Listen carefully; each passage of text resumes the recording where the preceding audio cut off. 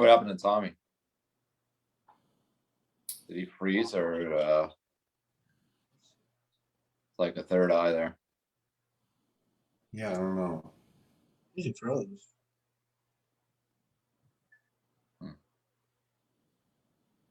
I have a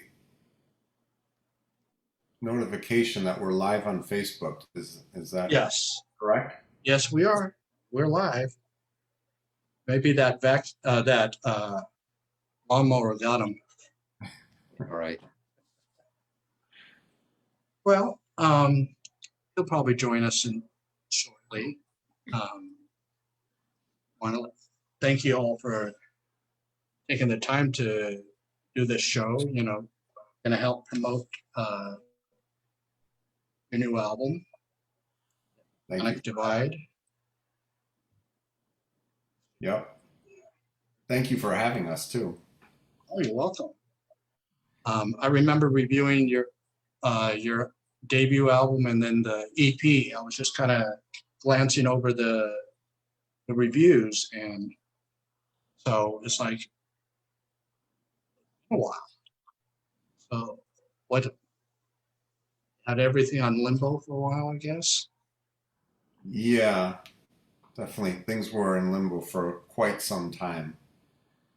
Uh, I take a little bit of responsibility for that, at least initially, but then I think just there was so many things going on simultaneously. It all just kind of built up. But some things in personal life, things that were going on, plus then studio things, that it just took us a long time to get this record out. But in a weird way, I've always thought everything happens for a reason, and everything happened for a reason in this case, because I really think that the timing is right for this, and things couldn't be better. I mean, just from a band standpoint, I don't know if the other guys would agree with me, but I feel as though no time has passed in a weird way. Even though it's been a long time, it feels like we were playing just yesterday, and now we pick back up again and getting together and playing again. Playing these songs recently too, it felt like riding a bike. It was a lot of fun getting together again. So it all happens for a reason, I think. Oh yeah, I notice when some bands take a long time between albums, sometimes the musical landscape changes, but I think in prog it doesn't really change that much, that which could be a good thing and a bad thing. A good thing, so you can just get right back into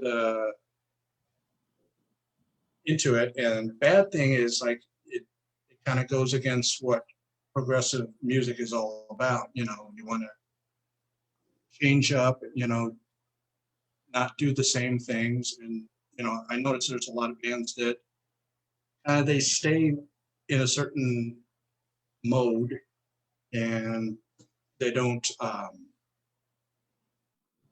they're like in a safe place, and they don't kind of do something a little different, like Yeah, I think with our albums, I think we've tried to change every one of them up decent amount. I think they've progressed quite nicely. So I feel like, and I also think I personally think the timing, it's a good timing for us to come out. I think that instrumental music, not to say that when we were doing it before, it's that, instrumental music was not big and now it's bigger, but I just feel like there's more bands doing it now, that it's a little bit of an easier landscape to navigate and fit in for us. So right. And also too, sometimes, I mean, for this style of music, it's hard to get a singer because sometimes the more aggressive stuff,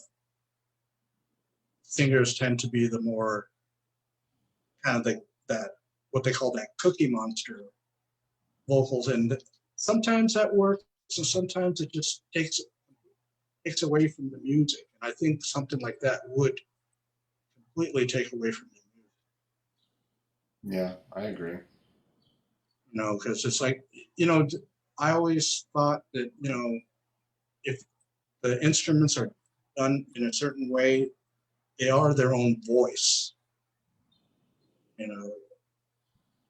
And I got to ask because I don't know, I know basic instruments, but I've been looking up the war guitar, and that that thing just fascinates me, you know, that someone could create such a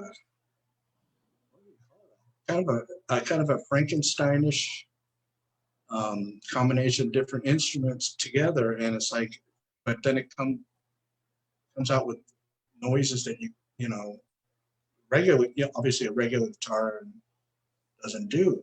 And for this kind of music, I haven't heard any other band that uses a war guitar. It's usually the more, I guess, the less aggressive sounding music uses it. So when I went to go to get examples on YouTube of how it sounded, it's like I thought I need to find someone that, other than you guys, that where it's how it sounds like it. Everybody is very melodic. It's almost like they're not putting in that the distortion into it. You are, and so it's like I think maybe are you the only one that's done that? I don't think so, but I mean, it's just not a very common instrument. There's not a ton of players, that play it. First of all, but you know, if you look at Tony Levin plays the stick, which isn't the exact same instrument, but it's similar. In fact, my stick is over in the other corner there. I have one of them as well. He distorts from time to time with things like his Stickman group, Right. and then the other player in that, which again he doesn't play war guitar, but Marcus Reuter, he does a lot of distortion on his. He typically plays an 8 string though. Um, Trey Gunn from King, when he was playing with King Crimson, would do a little bit of that, and he actually does play a war guitar, so it's the same instrument. Yeah, but then there's just not a whole lot of people doing it. I think of it as kind of a mixture between it's the bass side, the guitar side, but then the way you play it is almost like a piano. So I think it starts to incorporate those three instruments, and I don't know. I love it. I think there's so many possibilities with the instrument, and I feel like there's just so much more that can be done on the instrument. Typically speaking, I know what you're talking about. If you go looking online, a lot of the stuff that's out there is just it all falls into a certain category and a genre that it just isn't always my favorite stuff. So there's very few people doing anything with the instrument that I think is really outstanding. There's stuff out there, but it's a little fluffy. I think when I some of the stuff I hear. Kind of almost like I noticed it was kind of reminds me of smooth jazz. Yeah, there's What they players out there doing that kind of thing. So yeah, the heavy stuff definitely not. There's very There few. aren't very many art that really out there. We're probably one of a very select few, I think, that where Jason uses the instrument in the way that he does. You're definitely right about that. Yeah, even when I've looked before, just I'm curious. I'm like, oh, I wonder who else is using this kind of instrumentation. And when I pull stuff up like you did, Ron, on YouTube, it's like very folk sounding sometimes, or like they'll try and play a cover of a song, and they'll be using both hands, for the bass and the melody, and it's cool, but it's definitely not anything like what Jason's doing, creating these parts that you're hearing in our music. Yeah, it's definitely different. yeah, that and I think that's what give you guys that uniqueness that other instrumental bands don't have. And I was earlier today. I was listening to the title track, and as one of those things just goes through so many different um, moods, and where whereas the, the a lot of the progressive metal bands, they tend to either be really all in your face, and they don't let off and let you, you know, get a chance to breathe in the music. And especially long ones like that, 21 21 minutes, It's a bit long, yes. Yeah. There are definitely longer songs out there that are in the prog world for sure. But yeah, it's Ron. It's definitely like it's got a movement to it. It ebbs and flows for sure. It's not just all in your face all at once. Um, if it was, it'd be boring, So well, just I think the younger generation, if they're into metal, that's all they want is right in your face, from start to finish. And it's like it doesn't let you know. It's just like within movies where it's not creating a landscape, build tension and build tension, get that, get it going. It's just because a lot of famous prog songs that it starts off uh, mellow and then just goes through like a roller coaster, and that's how I feel with the title track alone right there. It's like it feels like it's a roller coaster, and you just go through all these different uh, movements that closing your eyes to it. That's a one good thing with instrumental music is you can close your eyes to it and you can kind of imagine what's going on. right. Yeah, that was one of the ideas too. As much as it's sometimes fun to hear somebody go all out, and we definitely have our moments where I think everybody kind of takes off and does their thing. I think that music, if somebody's doing that nonstop, or if all three members are doing that nonstop, I think that gets a little hard on the ear. And so I think what we do is that we try to do a nice balance of, here's Mike's moment, and this is where it's going to be a guitar thing. Tom and I are going to lay back a little bit. Here's his moment, and clearly, if you listen to it, it's not like there's not an abundance of, you know, for lack of a better word, show off playing. Right. But it's done in a way where we kind of push, pull, kind of lean back a little bit, give this person a spot. So it's very intentional so that it doesn't sound like that. Because I personally find those records that are a little bit too much, from point A to point B, all the same. It's not quite the same listen. So I think that this was intentional to have a little bit more of that flow kind of feeling. Right. Yeah, I consider us to be like the three of us to be a really, I don't know if this makes sense at all, but like very cohesive unit. Like when we're all playing together, we all stick together. And when that other person needs to shine a little bit, they're shining a little bit more, but not like outshining the whole band like a Right. shredding guitar solo or a shredding um war, guitar moment. It's all very contained within this like very intense movement that we're all moving together at the same time. And I think that's something that separates us, I think, from some of the other instrumental things that are out there where they're very much in your face. And I enjoy that sometimes as well. Um, but I think the way that a lot of the songs are composed, and Jason, correct me too, like we haven't really talked about that before, but like the way they're composed, we all kind of move at the same time. There's not like one person carrying the part for the majority of the song or something like that, where I feel like in a lot of other music, someone is carrying the song in an instrumental band, right?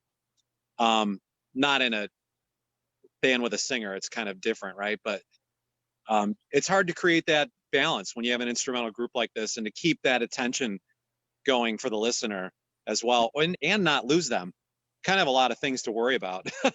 We don't sit there and worry about that. It just kind of happens. But I think we've done a good job with all of those things, kind of equally giving each thing its due, without going crazy. One of the things that I'll say about this music is I've always found that with other instrumental music, you have the main instrument that if you took that instrument by itself and isolated it and played that guitar riff or played that drum solo or something, that is really cool on itself and like a piece of music. I think when you take our parts individually, and if I played just the guitar parts of some of the songs, you'd be like, that's really weird. Or if Jason just took his stick parts and you just listen to that, you'd be like, that's weird, but that it's missing something. Or just listen to Tom's drum parts. They don't really make a song, but when you bring all those elements together, and that's kind of how we write, there's no, it's weird. Like it's, I've never come into writing with these guys and said, here's this guitar riff, put something around it because this is the piece. It's almost been like, I have to listen. We all have to listen to whatever everybody else is doing because we really don't know until you really understand and then say, how is my part going to maybe enhance and emphasize maybe more what he's doing, or bring both of those guys that are doing something completely different together through the guitar, or the drums do that with both the stick and the guitar, or the stick does that with the drums and what the guitar is doing, and we all kind of, through these songs, we kind of know who's kind of holding it together, and the other two are kind of, sparring sometimes even. Right. But that's kind of how the music comes together. And that's one thing that I have always found unique about Aziola Cry is that the individual parts really don't make up a really exciting guitar riff or a really exciting drum riff, or you know what I mean? It's just when it comes together, it's just like, wow. Speak for yourself, Mike. My drum parts can stand alone. No, I'm just kidding. Of course, yeah.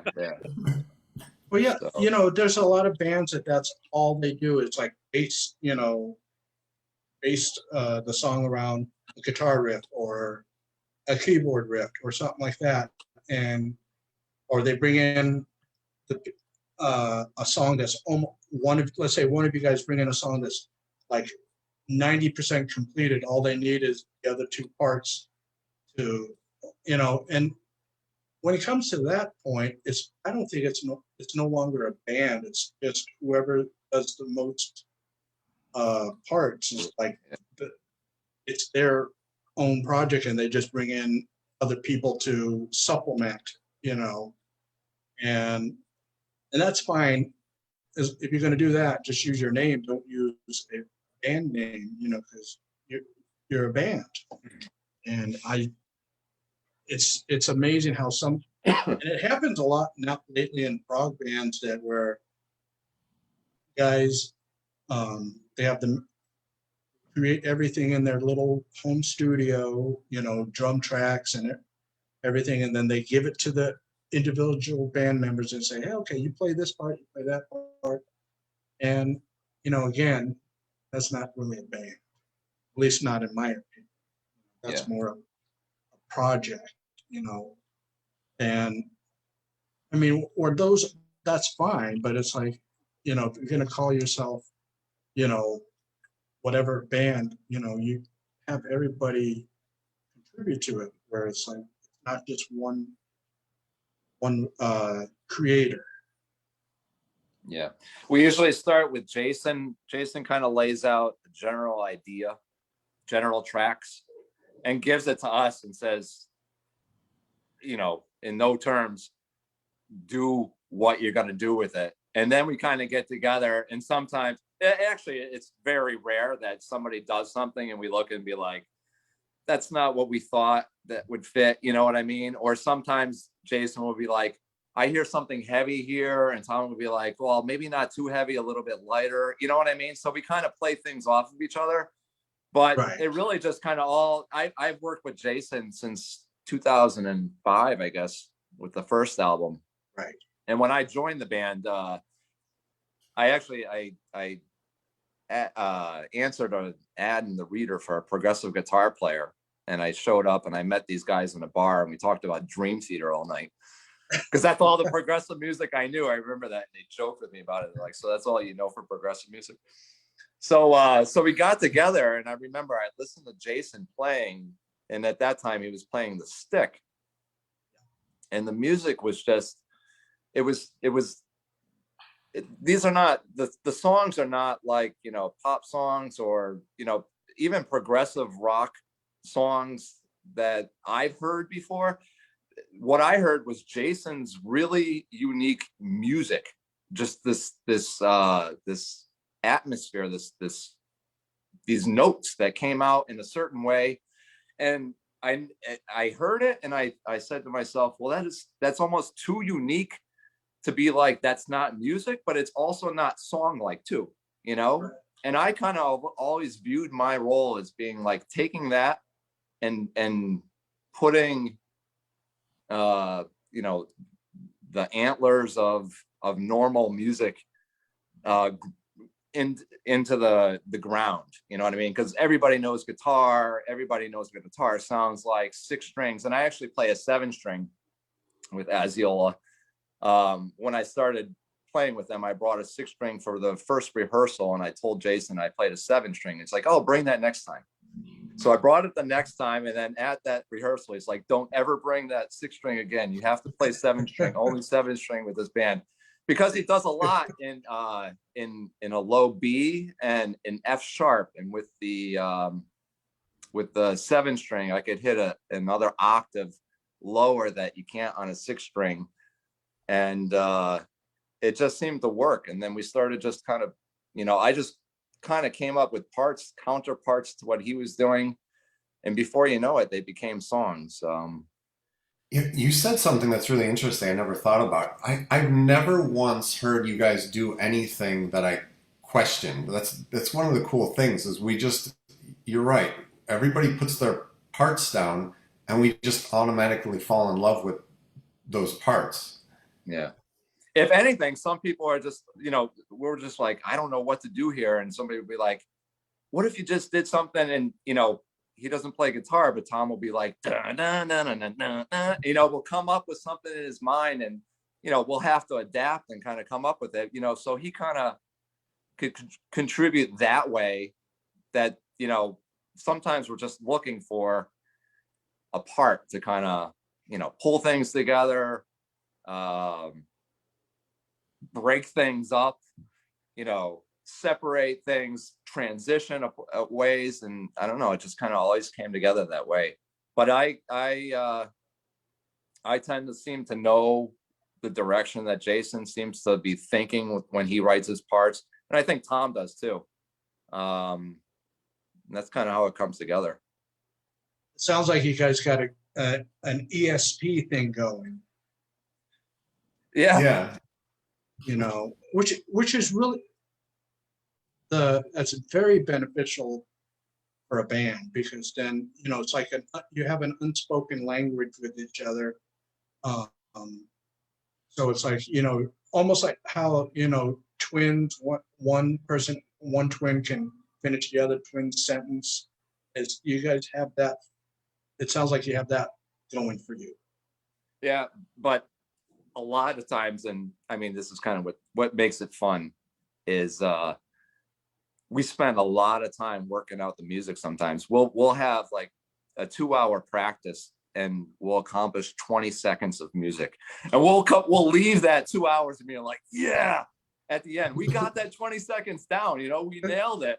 And next time we'll come in and we'll be able to play right over that 20 seconds, but it took 2 hours to actually come up with it. We'll go, wait, how did that 20 seconds go? And we spent time trying to figure out what we did, and then we move on. But yeah, if it wasn't for recording some things, I think we would lose it.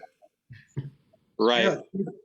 I mean, nowadays you got all those great recording devices that that people 20, 30 years ago really didn't have, and it's like Mike records everything. I think when we have rehearsal, I think you pretty much have the record button going from start to Yeah. finish. I remember. I Yeah, used that's to- always my stop. Afterwards, we're always asking, we have a recording of that? Yeah. And then he Yeah. records them to Oh, us. good. You recorded that? Oh, thank God.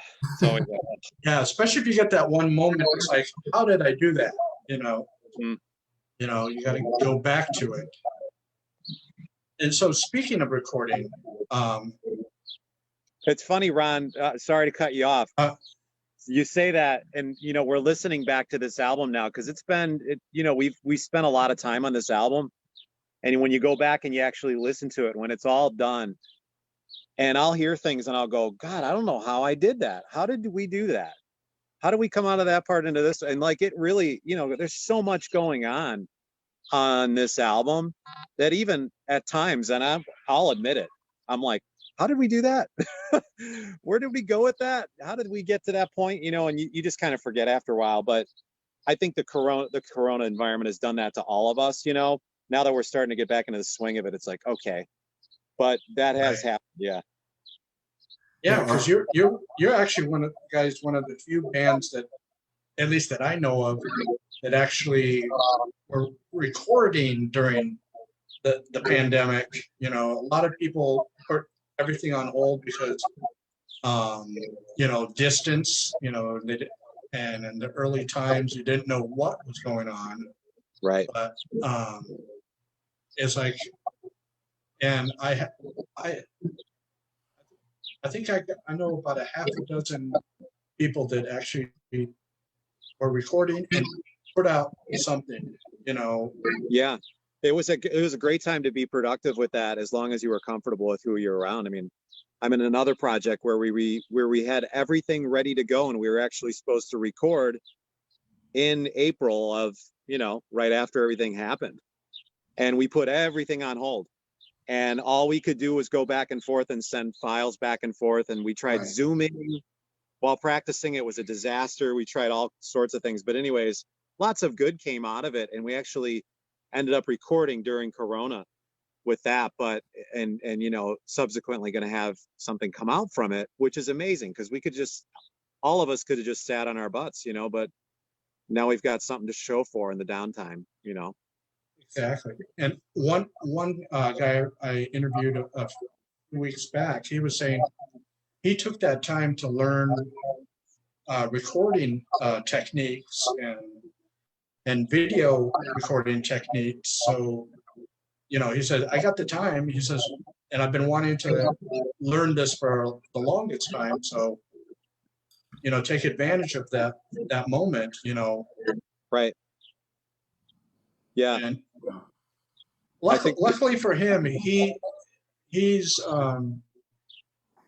a guy. His name is Robert Berry, and he did that album with Keith Emerson and Carl Palmer back in the '80s called Three.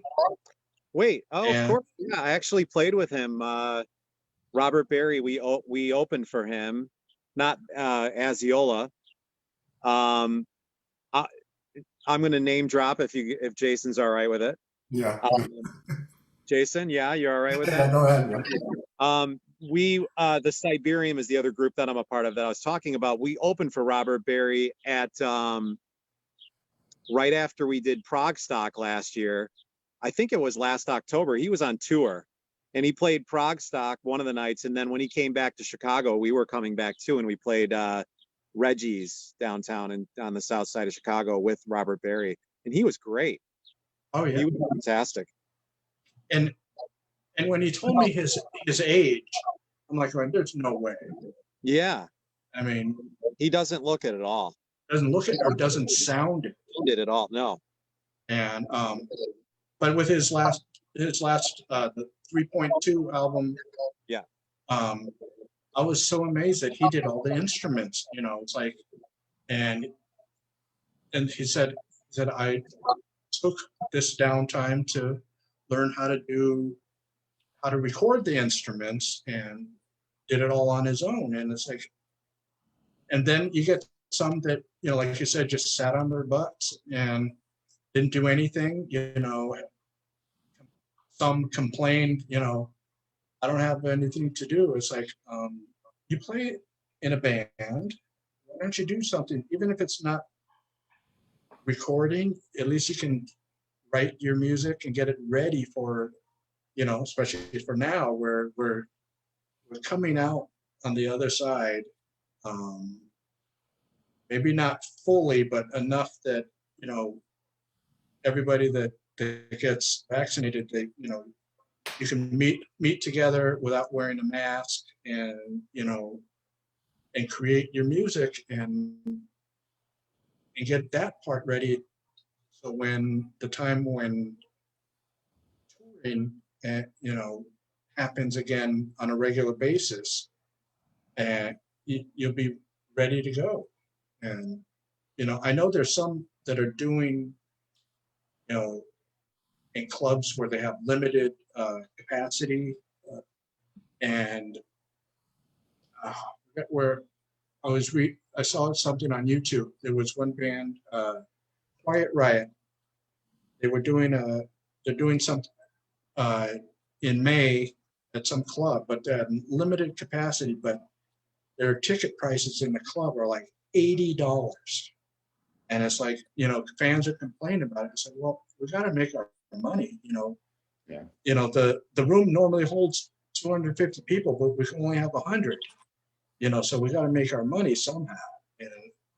Yeah, And and if you want to be safe too and socially distanced and all that, and you want to go to the show, there's a premium to pay. I mean, you're putting all those people have to work too, so it's not going to be like the same price. Of you can't expect, no one can expect that. I have noticed that Chicago's starting to open up a little bit. I noticed, speaking of Reggie's, I noticed Reggie's is booking shows now. So I think it's slowly coming back. yeah, and the other thing that people can do, and is set up your video camera, and you have your limited audience, but you can broadcast your show live over the internet, and you can sell tickets to people that don't want to come into the club, because of for a safety reason, and also people, let's say you fans that are too far from you to get to the club. That way, you're able to reach more people that way. Well, Tommy, you have experience with that because you were doing the whole drum broadcast thing, right? Yeah. On that note, yeah, Jason's right. I was right when Corona had kind of hit and everything. I kind of was like, well, what am I going to do now? And to keep the music thing going. And one of my friends does a lot of live. He did a lot of live streaming and had a lot of experience with it before Corona happened. He was kind of already doing it, and I started I needed to know everything about it, and I learned really fast. That it was really simple as long as I had my digital interface all set up correctly and everything got it sounding nice. I mean, I was playing drums, doing clinics, live streaming, and playing music, playing to tracks and things like that. And I would do like a Rush night, featuring Neil Peart, and I would break the songs down, or I would do Simon Phillips, or I would do Tool a lot of times, because I know the Tool, Danny's material really well. And I really started to build a big audience from that, and it went really well. And I couldn't do anything with this, unfortunately, because we were still, at that time, this had just kind of started it turning again. The wheels started churning on this. So, we were busy with that, couldn't release anything from this, obviously. So, but it was a really good way in the intermediary to kind of keep going and playing like I was playing a show, but I was playing in my studio and Right. for everyone to see. And it built up really well. I started to have a couple hundred people at a time, and eventually it reached over a couple thousand at one point when I was really rocking it. And I would get people from all over the world chiming in watching all at once. It was really crazy how fast it grew. it grew as fast and it fell apart as fast as it grew as well. I mean, when you stop doing something like that, you pretty much lose all of your audience, just like you stop playing, you know. And Right. a lot of people stopped doing that, and I did too, because you start getting busy with other things. Um, and it was a lot of work to be under the microscope like that, you know, especially if I had to do that with this band and play, you know, an hour's worth of material. Uh, you're under the microscope. They can see your every drum hit, your every note, you know, and Right. a lot of people in the prog world, and not only the prog world, I think if you're a musician, you're watching, what are they doing? You know, are they doing that right? There's a lot of criticism. So I really needed to make sure that I dotted my I's and crossed my T's with everything I was playing, you know, because um, yeah, I felt the pressure. But it was a lot of fun. It was a great experience, and it got my skills super sharp, and I learned a whole lot of new things to do through that. Um, in addition to all the recording we did, you know, and everything else that was going on.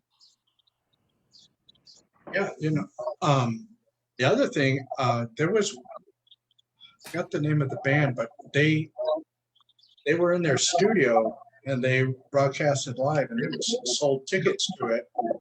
And I think they also recorded it for a later release. And to me, that's another thing. You can reach a wider audience doing something like that. You know, so, you know, I always, you know, not everybody can get to every show that's out there, you know, unless they have, you know, an endless amount of money to do so. Um, so having live streams of shows is like the next best thing, especially, you know, we got the technology is so much better. I mean, it could be even better, you know, I think, but there's a lot that's come out of this, I think, and to your point, the technology aspect of it, and that show, there is something that we kind of have in the works to do. That's exactly that.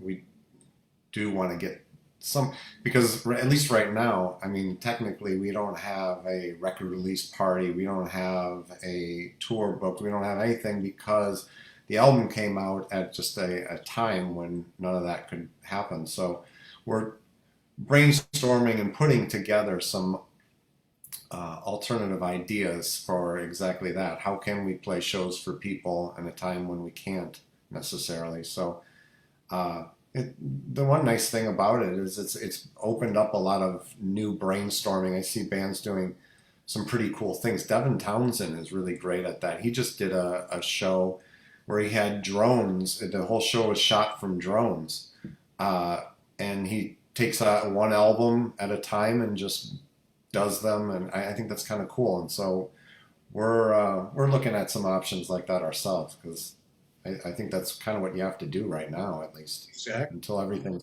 completely open up again.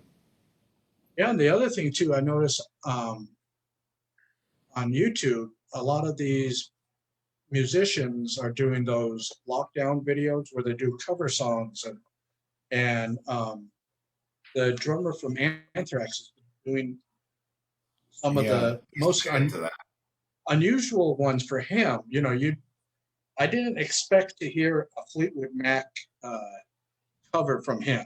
You know, that was just out of, you know, out of left field. You know, and then also, to, you know, on some of his videos, he's playing the guitar and the bass along with the drums. So it's like, you know, either he's been hiding that, or that's some, you know, that he just started playing, you know, just kind of keeping himself. And I think, what is it? Mike Portnoy did a couple things with his daughter. Um, Yeah. so it's like, I mean, we got the only thing. The next best thing to would be is if Zoom had the, I guess, what do they call it, the latency issues, where you guys could be from your 3 different locations and can play and then it goes out and everybody can hear you, whereas like, I mean, we're not quite there yet, but hopefully someone will develop that technology, that. Yeah, it's not there yet. I've tried playing over Zoom, and the other person can't hear a thing. Yeah. The audio just cuts out immediately.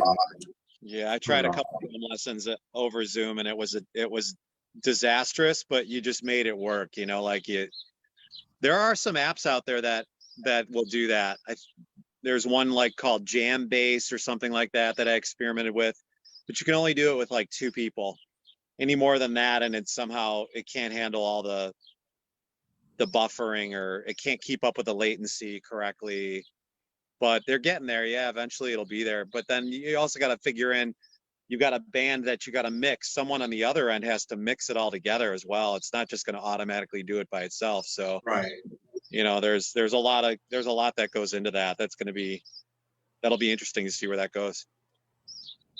It'd be, again, it's like you'll be able to reach more people, and and then the band doesn't have to be in the same city or state or even continent.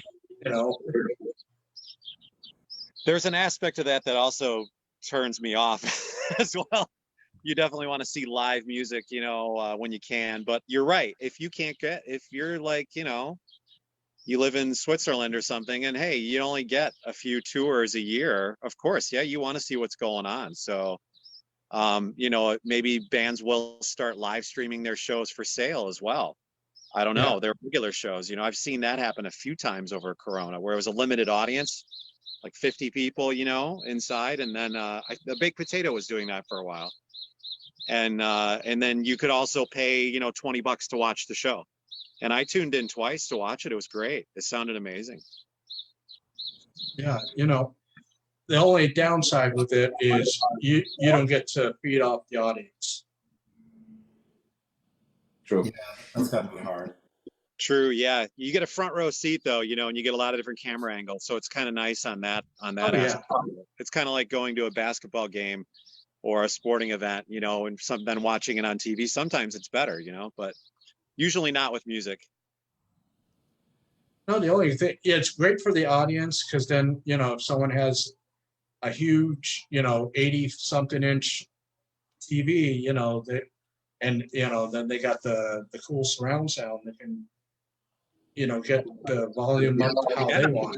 I've always loved, I'm from the older school thought, where I've always loved watching concerts putting on the old, for instance, I don't know, Mindcrime concert, like that's always one of my favorites. I'll throw that in, and it's amazing, like it's fun to just throw concerts in and watch them once in a while. So yeah, there's definitely a niche for that, for sure. What did you say? Mind crime? Operation Mind Crime? Sure. Not live without a net? Live crime. Live crime. Isn't it live crime, actually? I think I so. think so, yeah. Yeah. Nice. I like your Live Without a Net reference too. That was huge. That was a great one. That was a great concert. Yeah. Anyway. Yeah, so,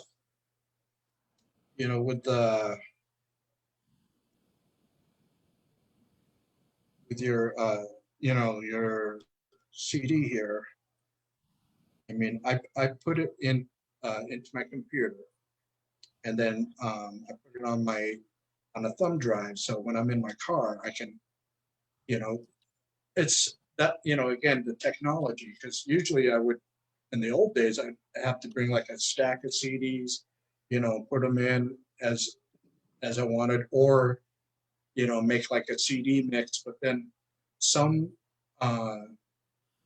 albums, songs just segue right into the other, so it's hard to just put one song off of those kind of albums. So it's like, but with the USB drive, I can put, I got a 64 gigabyte thing. So I got a good portion of my CD collection on it. So it's like I can go through, quickly skip to the next album if I'm not in the mood for that particular album, but it's just amazing to hear in a car, you know, because that's the only time that I listen to it, speakers and in music. The rest of the time I'm always listening to it on headphones, which to me, I kind of think that's the best way because you get to hear everything. Um, Yeah, I think this album in particular, I think it sounds really great through headphones. You could pick up a little bit more through headphones. You can hear some of the things that are happening that maybe you can't just through speakers. well, I think with speakers, it's like the noise just goes outward, and sometimes things get lost as it's going outward towards you. And at least with the headphones, you're capturing it right here. Yeah, I agree. And progressive music in general is great to listen to on headphones because there's so much going on. You get to, and especially some of the older albums when they get remixed, you hear new things that were there in the mix originally, but for some reason they got pushed too far to the background that no one ever heard of. And I've noticed that with I got the Emerson, Lake and Palmer, some of their CDs that when I put it in, I was like hearing different sounds coming up, and I was like, I don't remember that. And then, I always have to read up onto when bands put out a recording. I like to know what's going on, how many people are involved, and it's always neat to have the behind the scenes kind of information that that the average listener doesn't really care about. Rock music listeners, they don't really care what's going on. They just like what's coming out of their speaker. Like, I mean, when some albums sound good remix, some, I think Steven Wilson has done a great job with that. The remixes he's done, it has been fantastic for pulling out sounds that were originally recorded but maybe not heard so well. I think he's done some really cool remixes. Oh yeah, I have a few up over here. Two of the Jethro Tull, Stormwatch and A. I haven't had a chance to listen to it yet, but one remix that, or I guess remaster, I got this from Eddie Jobson. Yeah. It's called the Green Album, and he did it with his second album, and it was like all that. And it's a Blu-ray 5.1 mix of it, and I put it on my Blu-ray player, and it was like that's when you get to hear it how it was originally intended, because it just sonically it just comes right out. And like you said, the Steven Wilson, he's done King Crimson, Jethro Tull, he's doing Gentle Giant, and then he's done Tears for Fears. He's done Ecstasy, Right. and it's like, so and what's great is that because he's a fan of the music, he's paying more attention to it than, let's say, someone that's an engineer or something like that just looking at it as a job. How does he get the ability to go and do a Tears for Fears remix? Did they ask him, or? Yeah. I think they did, or he contacted them. In some cases, I know he's just a huge fan too, so he might even reach out to them because I know like that ecstasy that's a good example. He's a big fan, so it probably was a dream for him to be able to do that. Oh yeah. And you know, and being a fan, he'll pay. I think he'll pay more attention to it than just say someone that's hired to do it.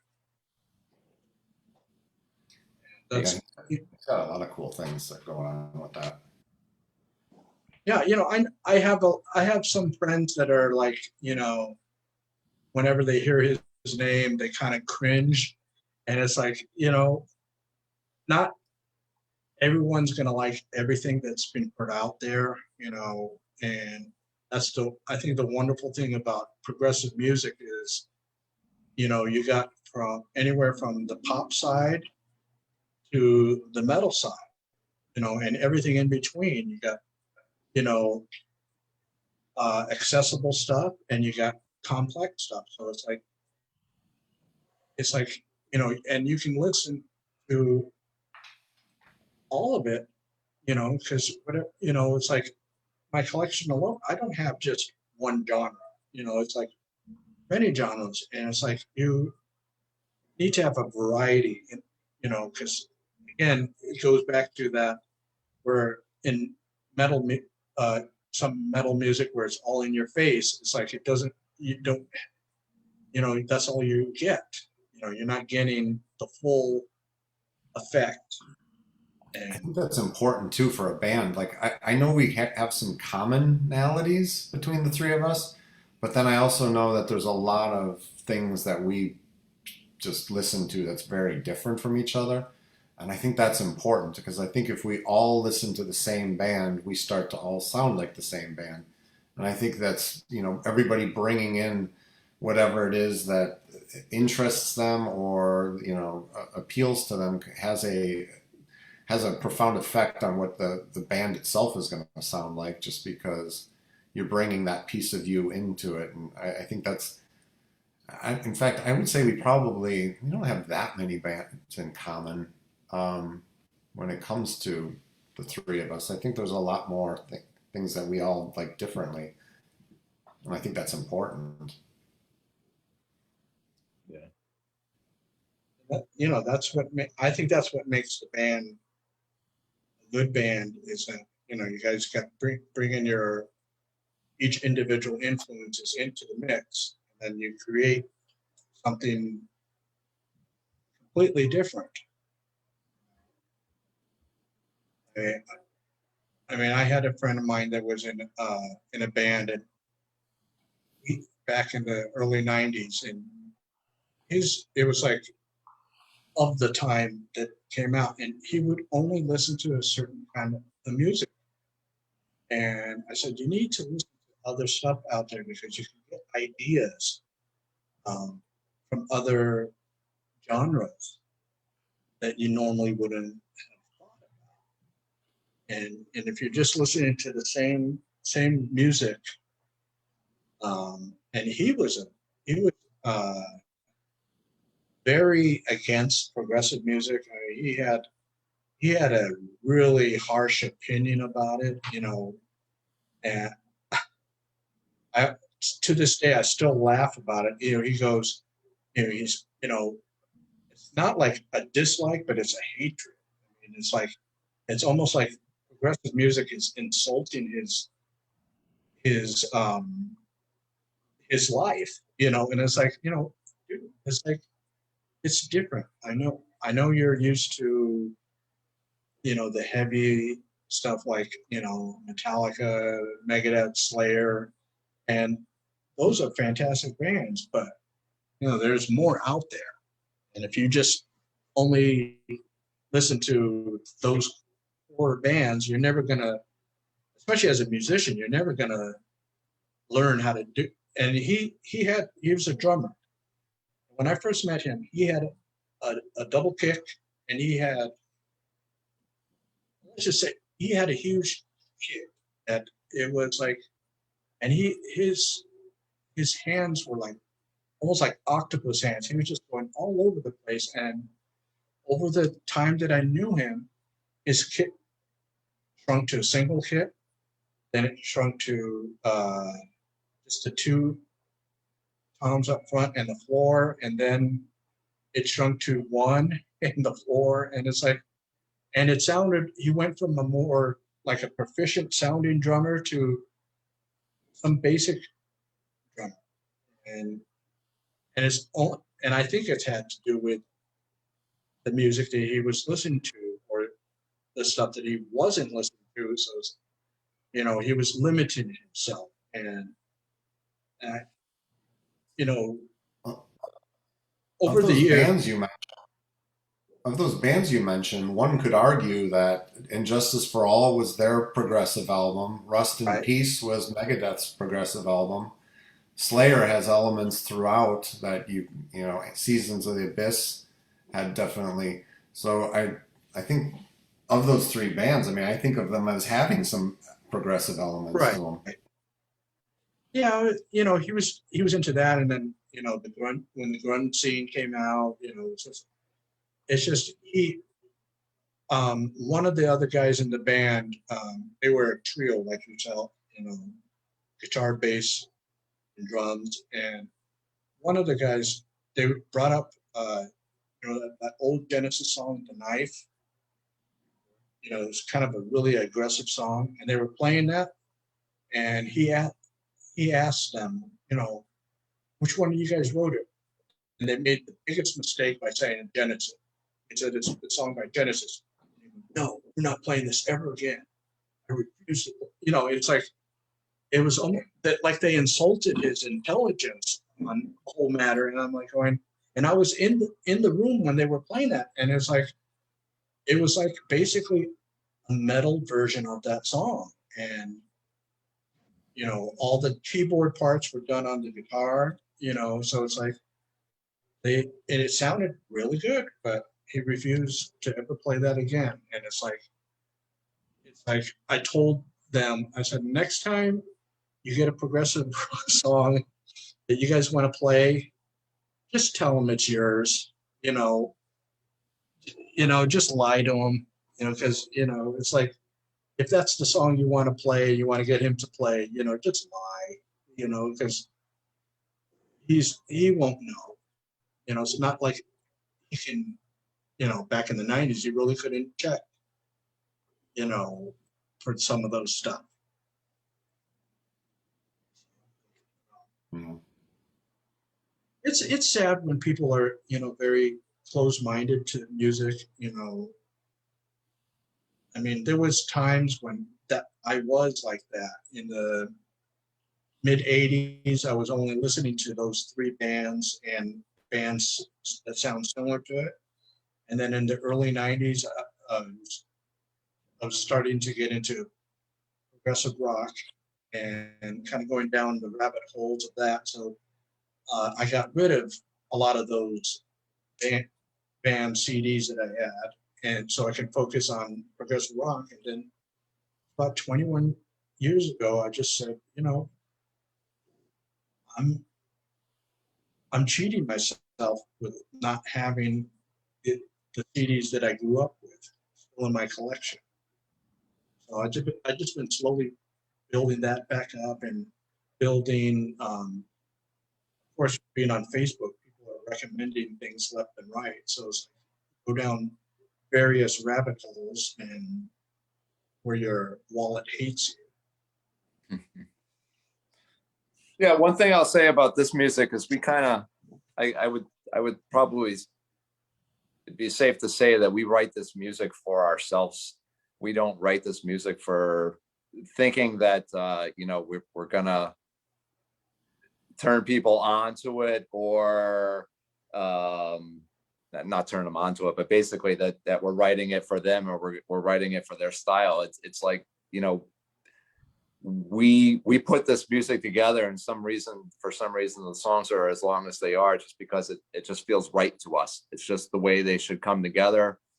And if we did this and it was just only for us, and it was only for us sharing this music, it would still be just as enjoyable and just as rewarding, the project. That's the way we put it together. And I think that's what a lot of progressive bands do versus pop bands and other bands and other genres, where they might come together with a sole purpose of, we want this to be a cash cow, we want it to be a commercial success, we want it to be played on the radio or played on a commercial or something like that.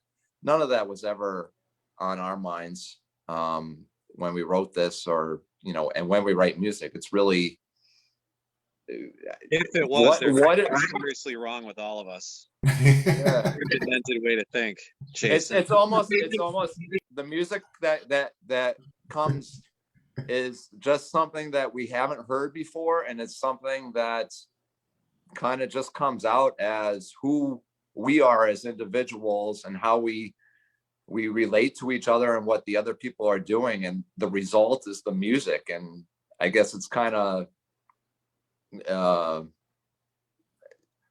don't even know what the words are, but the reward that the music comes out as nice as it is, or as good as it is for us, it's just a surprise. It's just like, wow. Just based on our experiences and our levels of proficiency in our instruments and where we are in our careers as musicians coming together. I remember when Jason and we saw Tom playing for the first time in his Tool cover band. Remember that, Jason? And we were like, man, if we got to play and write Aziola type music with him on drums, it would be like, and it is what the band is now. It's just so exciting. It's Right. Yeah. Well, that's what I noticed with the, when I listen to the music, the new CD, it doesn't sound, the longer songs don't sound forced. And I have heard other bands where they think, okay, we're a progressive rock band, so we need to have a 20-minute song, so, and if we can't create one, we'll take bits of old songs and, put it together. And especially now, with Pro Tools, you can do stuff like that. And a lot of times you can hear when something like that happens. Other times, you can't, but it's like with your music, it just sounds, that 20-minute song doesn't really sound like a 20-minute song, because it's keeping you interested in every moment throughout the song. And it goes back to how, it's a natural flow to it. I mean, I have another band that years ago they put out a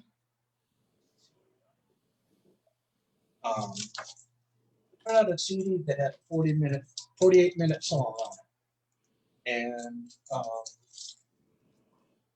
it was, when you put it in, it had like almost like an epic journey feel to it, where it's like you're starting out on the road and you're just going to a destination. And that 48-minute song didn't feel like 48 minutes. It felt like it was maybe 5 or 6 minutes, because it kept you interested throughout the whole thing. It never bored you. It was always keep you interested, and that's when it works. When the music keeps you interested, you're not doing the same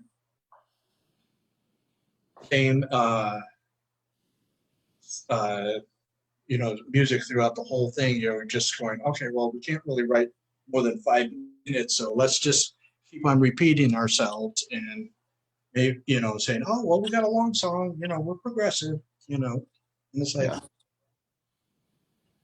think one of the things that also helps with that is I like to think of this music as like soundtrack almost, and a soundtrack is always changing. So there's never a point when a film is just on loop doing the same thing. You don't have a character that in a movie just does the same thing over and over again. That bores the audience with a film. So the music is kind of intended to do the same thing. So it should always kind of have that flow to it, like a film would.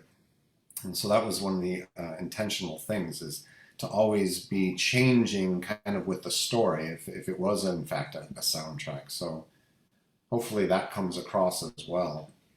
I think with instrumental music, um, in a way, it does kind of sound like it does have that soundtrack feel to it because you're not distracted by vocals. You can kind of picture different landscapes of what, like the music, and and so it's like, uh, like here the videos that you guys put up for the uh, and Cowards. That was, I mean, nowadays it's so easy. Not, I wouldn't say easy, but it's easier to make music videos. You don't need these $100,000 equipment to do these things. You can do them on your computer. Especially you know Mac, Apple products. They have all those cool apps and gadgets that you can create a professional looking video on a shoestring budget. And again, that's another way of presenting your music out to the masses now. Make a music video and put it on YouTube. That way people can hear you. We're proud of that video. That took quite some time to put together. A lot of work involved in making that one happen. And actually, we have another one in the works too. So we'll have a second video, hopefully within the next 2 weeks or so. And we were talking about Bandcamp earlier. Is that where you have a Bandcamp page? Yeah, we have a Bandcamp page. So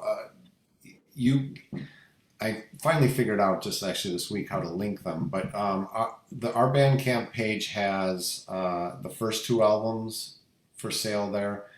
But then there's a link from our Bandcamp page over to the Laser's Edge site, because they're the ones that have the new album.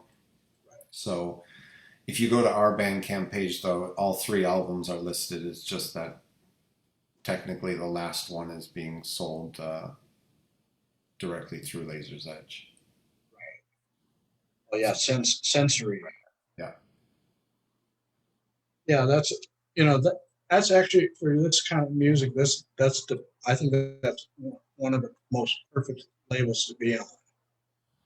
Yeah, we've been extremely happy with them. So Ken at Laser's Edge has been fantastic. He's been super generous to us, and yeah, I think it's funny because about 10-15 years ago, in fact, I was going through my collection, and I can't believe how many sensory records I own. In fact, I don't think there's a single one ever put out that I don't own. So it was always, to me, somewhat of a dream label, because I listened to everything that was on the label.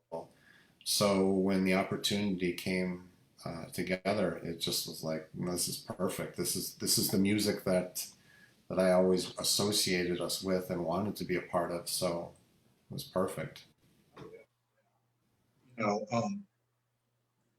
I had a few months back. I can't remember his last name. He's also on that He was on that label for a while. He was also associated with the band, at least on their first release, Gordian Knot. Oh yeah, Sean Malone. I don't know him. I know of him, but his name is Glenn. Oh yeah. Glenn's he yeah, he was on the first Gordian Knot album, and then he formed At War with Self. Yes, yeah. And At War with Self was on the label as well. So I think for first two albums that put out, and then he did one album where he had I believe Marco Minman on drums, and for some reason he couldn't. He was trying to get in touch with him to release the album, but that was back in 2014. So he says that's gonna just be digital only. You know, he said because I can't get in touch with the guy. You know, he's such a busy guy. You know, he's got projects, so many different projects. Oh, lost Stone again. But I believe the first one that came out had Michael Manring on bass and yes, was it Zonder? Some drums? yeah, Yeah, that's a great album as well. yeah, he did.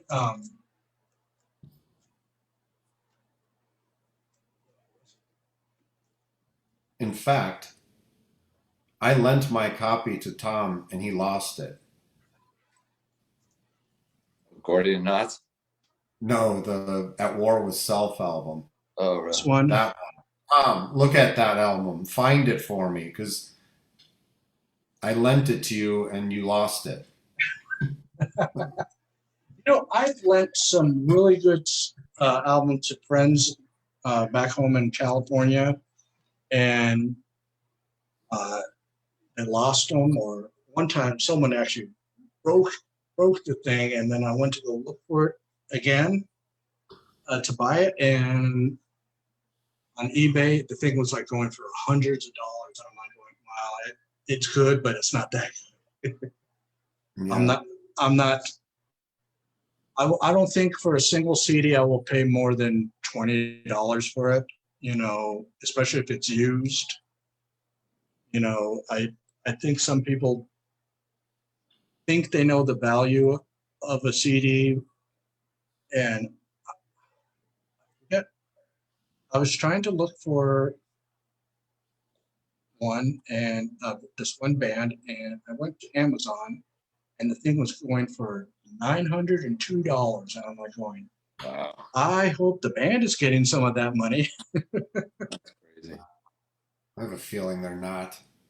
What a bargain. No, yeah, it's like, and then they have the audacity to add shipping to it. You know, Shipping. it's like, yeah, it's like you're.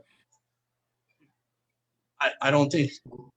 I guess only someone that has money to burn will probably buy something that expensive. Like, you know, oh, okay, whatever, I can do that.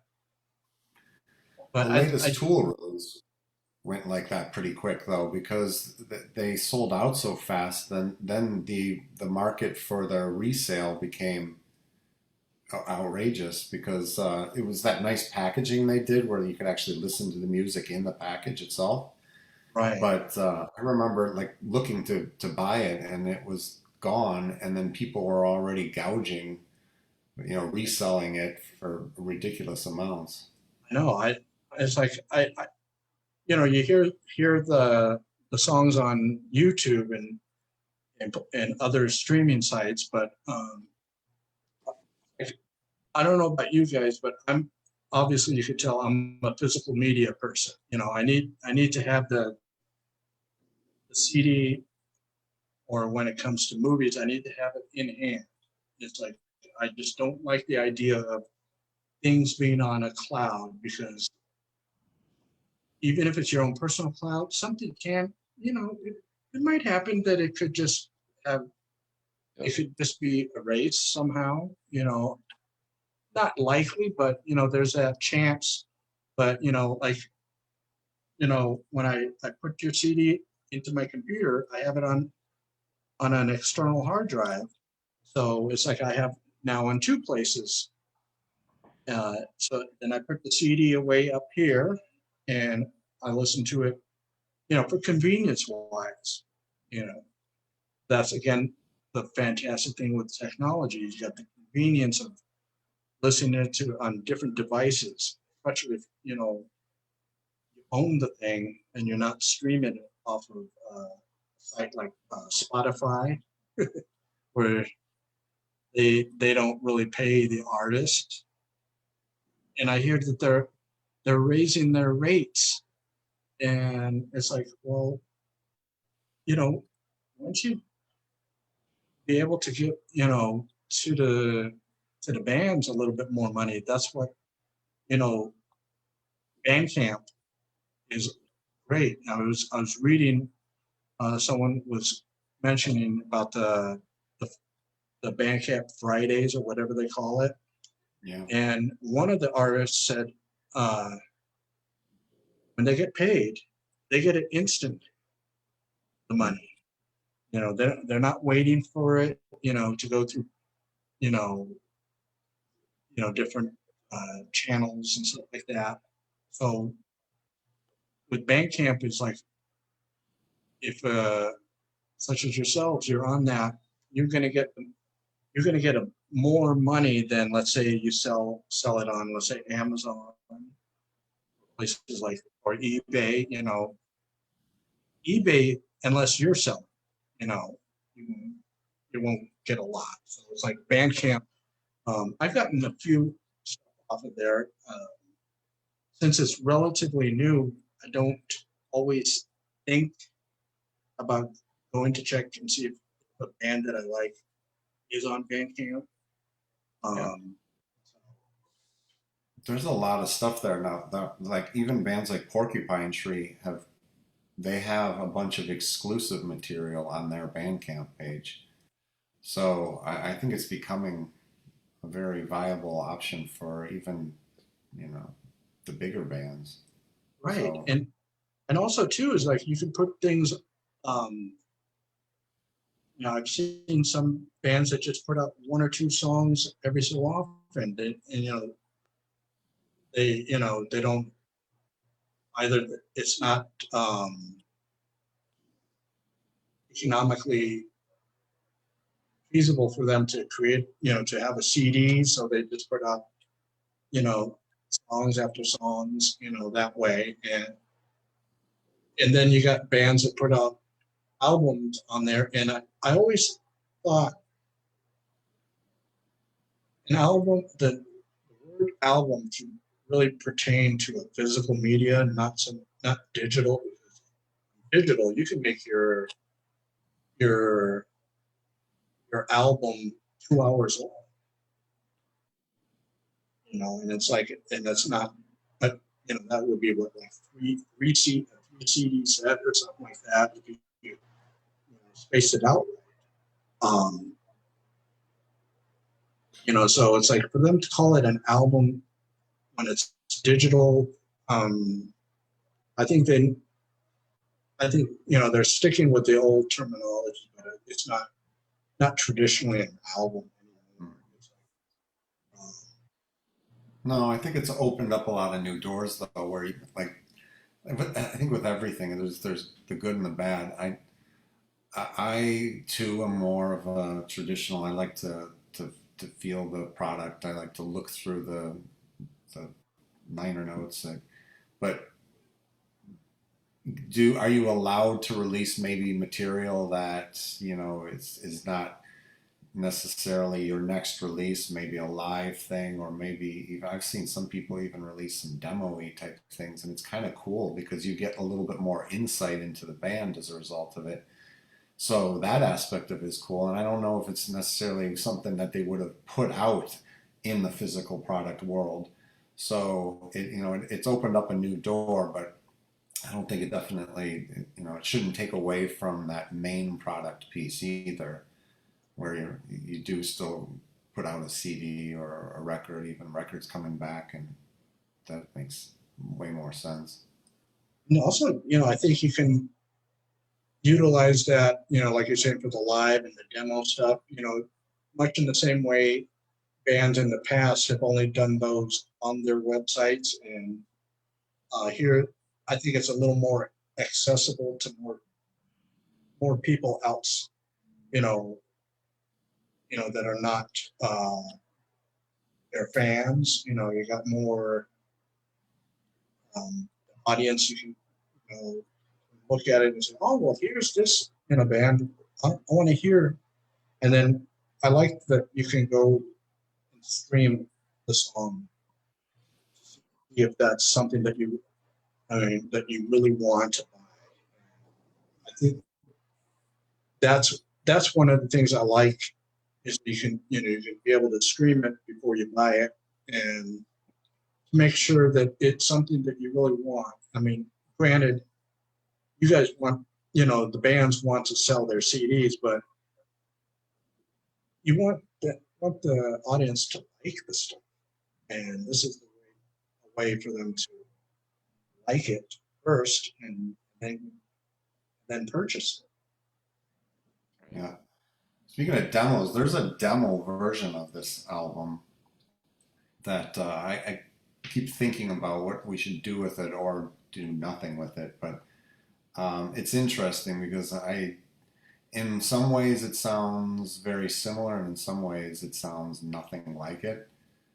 And I don't know. I've thought about that. Should we put it on the website? Should we do something with it? And then I don't know. It's too soon. I don't want. I want people to hear the album right now as Right. the album, but yeah, there is a demo version.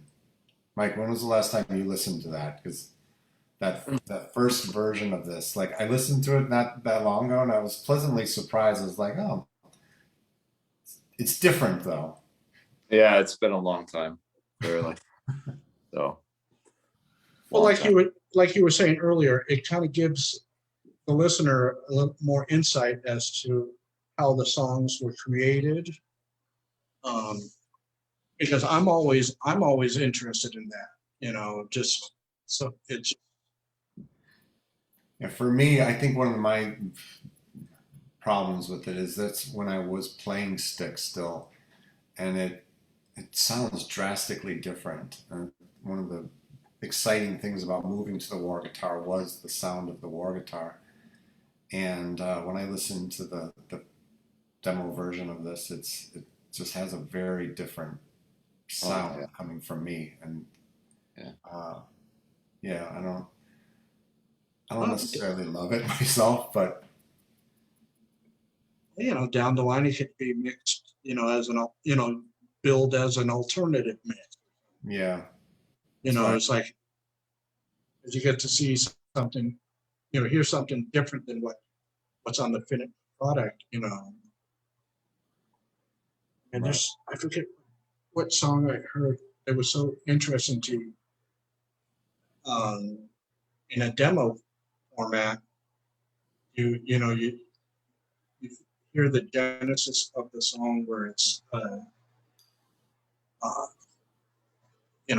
I noticed how some people would use different instruments as their demos just to kind of get the let's say on your guys' part, an acoustic guitar just to get the what you want to convey in the finished product. And it's like sometimes that acoustic guitar can work in your style of music, but then uh, I guess it's just depends on the musician, that can make it work. Demos, that's the main thing is demos need to be obviously be known that they're demos, they're not the finished product. Can't really judge the musician on a demo. You know, um, No. but it's neat, and then Bandcamp is a perfect thing, that if you don't want to put it out on a CD, you put it out on Bandcamp and hear it there or buy it there. You can put it up for sale. I think I've seen a couple ones where all they have it up there is just for the music to be streamed. They're not they're not selling their music. They just here you can listen to it. You know, Yeah, that's a hard thing to.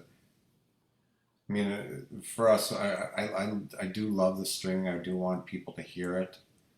Uh, so it's kind of that catch-22. Like, I think it's a good thing for us. The more people that hear us, the better off we'll be with maybe potentially growing down the road. So I mean, it's a good thing. But yeah, it does not equate to any form of real money as a result of it. But Right. Have you guys ever thought of not so much adding people, but adding instruments? You know, is there other instruments that you guys play? I I like the confines of the three instruments. Right. I've always been fascinated. I think that maybe even comes from being a Rush fan. I love the fact that that was three guys doing that. Now, in to your point, Getty started playing keyboards and incorporating that into it as well. So I guess that's another instrument. But I always loved the idea of three people, and I feel like the three of us make a lot of noise. So Well, you guys don't sound like a three piece. You know, it sounds like you got a lot more things going to it, and you know, it's just big sound coming out of three guys. You know, I know Jason in the past, actually, when I joined Aziola Cry, I replaced the cello player of all things. It was drums, Jason, and a cello player.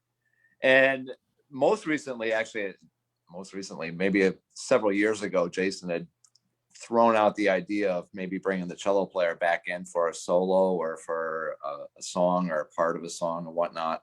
A friend of his.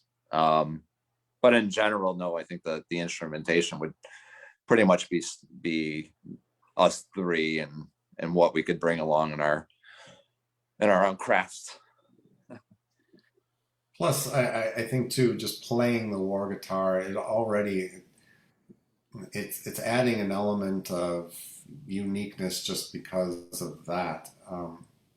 So Yeah, I I kind of agree with you, Jason. It always sounds like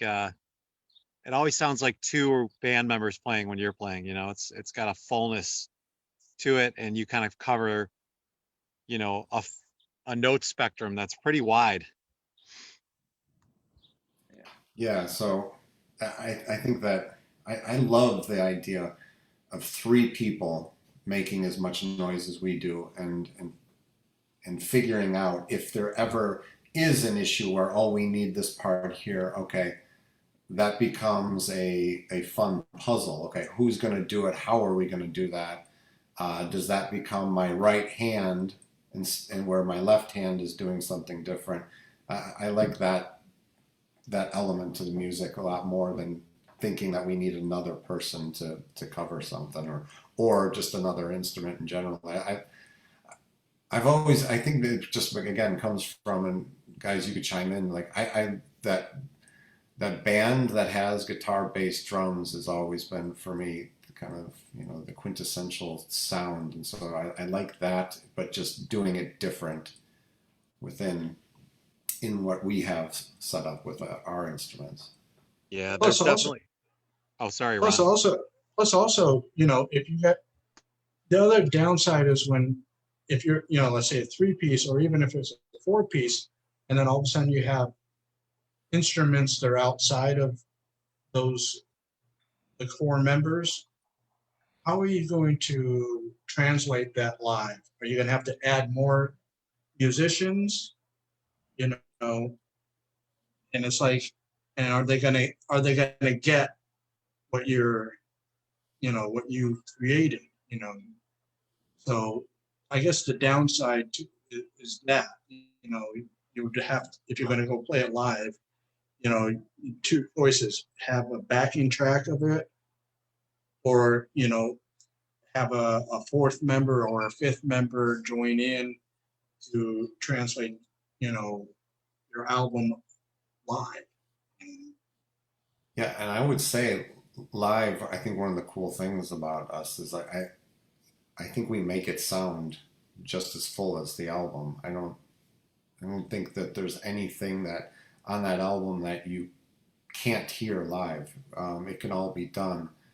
It's again, it's just sometimes figuring out what I might do with a certain hand, or you know, other guys might do a little differently or whatever, but that's all playable live, which I think is. I always come back to some of the bands that were able to do that, like Rush is a good example.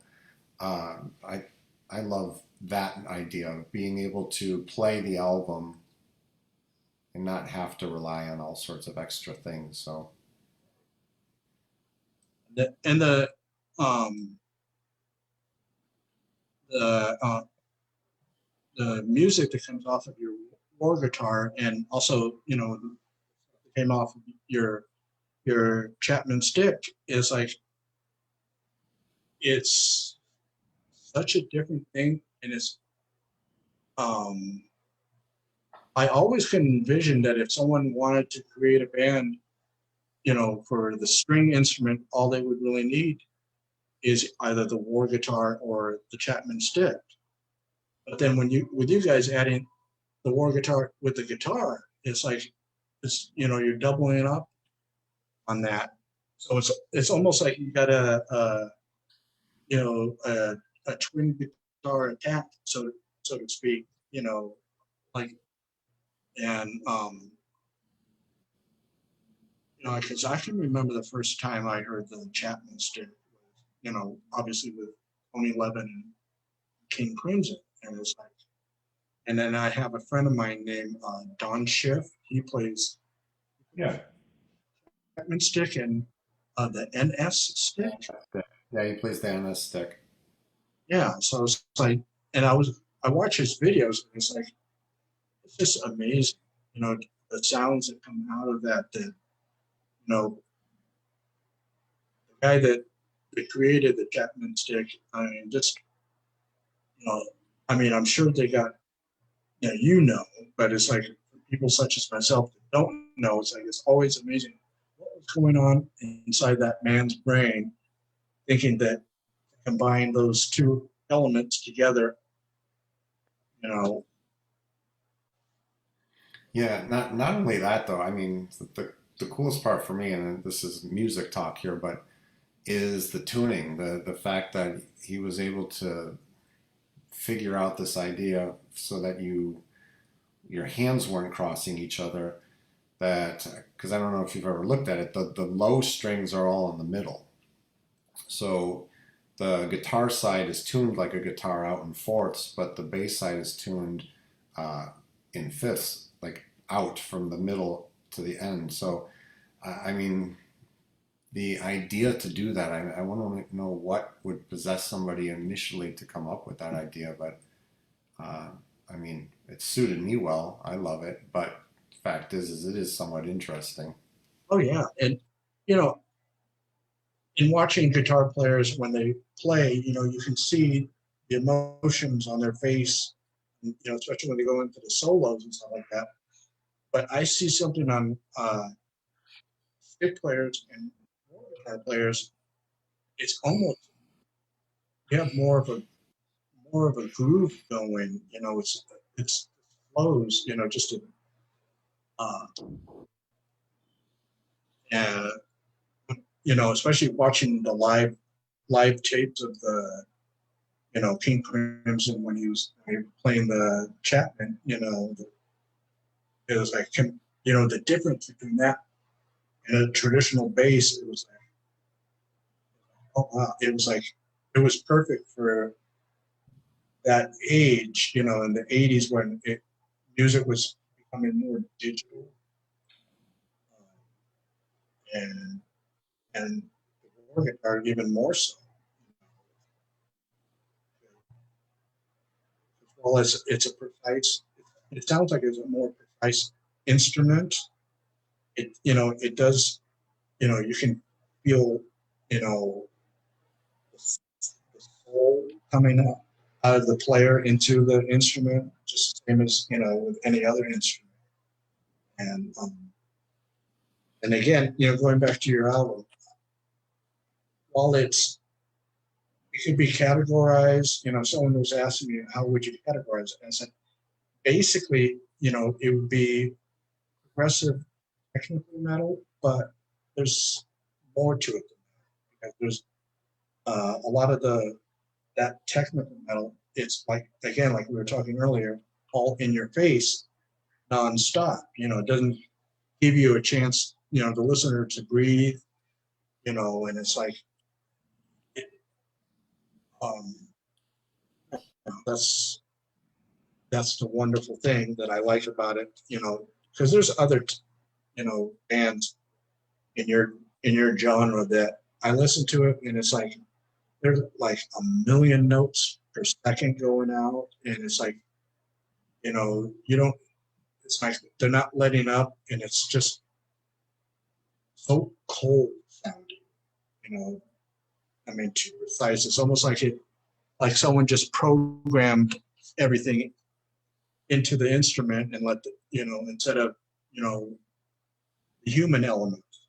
Human element seems to be gone with a lot of that kind of those bands out there. And that's the one thing I hear with your guys is it's like you guys got that human element. You know, you guys let, you know, it's like you do. I forget where I heard it. There was someone who was saying something that is, you know, put out the music and you let, like if there's a, or let's say a drum solo, you know, you don't want, you know, a drummer to constantly, you know, going all over the place. You know, he knows when and where to put the beat down. And, you know, guitar player, he knows when and where to put a solo, and bass player, the same thing, and then the keyboard player. And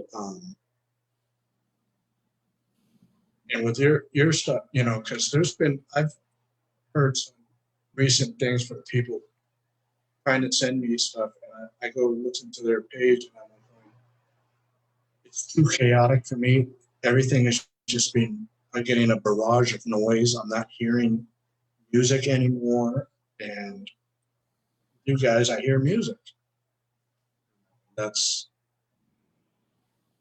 I think that's what sets you apart from a lot of your peers in the genre. That, you know, there's you fall more with At War with Self and Gordian Knot than you do the more heavier stuff. You know, I mean, you're heavier than Gordian Knot and At War. Uh, you know, it's like, you know, you fall more with them than anything else in the genre. Um,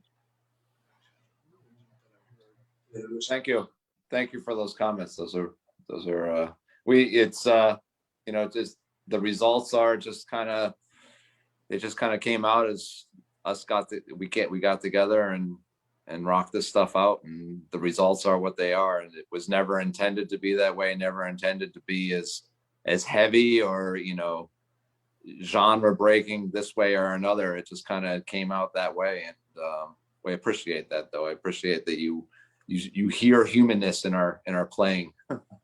right, right. Well, you know, that's one of the. I mean, as I'm growing older, I like to hear whatever the genre of music is.